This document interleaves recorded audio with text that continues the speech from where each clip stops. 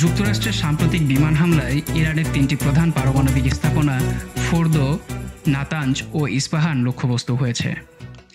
এই হামলাকে ইরান তার সার্বভৌমত্বের গুরুতর লঙ্ঘন হিসেবে দেখছে এবং প্রতিশোধ নেওয়ার ঘোষণা দিয়েছে। এ ঘটনার পরিপ্রেক্ষিতে ইরানের সম্ভাব্য প্রতিক্রিয়া যা হতে পারে: ইসরায়েলের বিরুদ্ধে সরাসরি হামলা।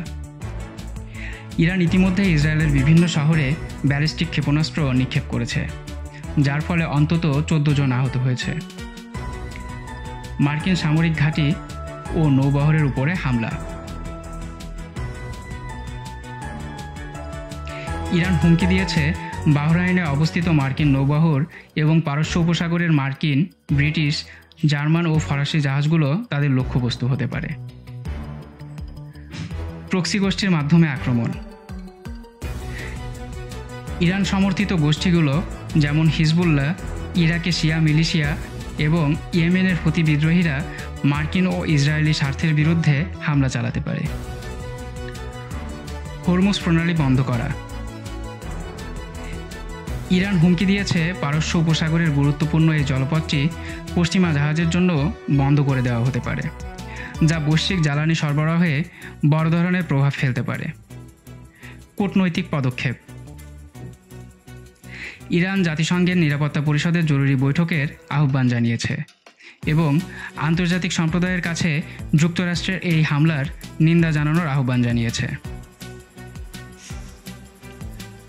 পারমাণবিক কর্মসূচি পুনরায় শুরু করা।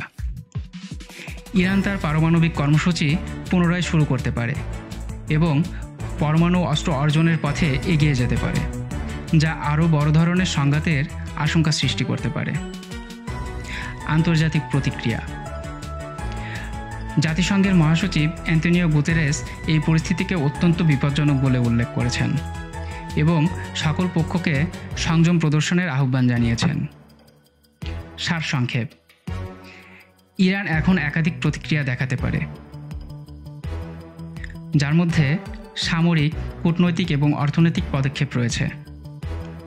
এই পরিস্থিতি মধ্যপ্রাচ্যে আরও অস্থিরতা সৃষ্টি করতে পারে এবং বৈশ্বিক নিরাপত্তা ও অর্থনীতিতে প্রভাব ফেলতে পারে।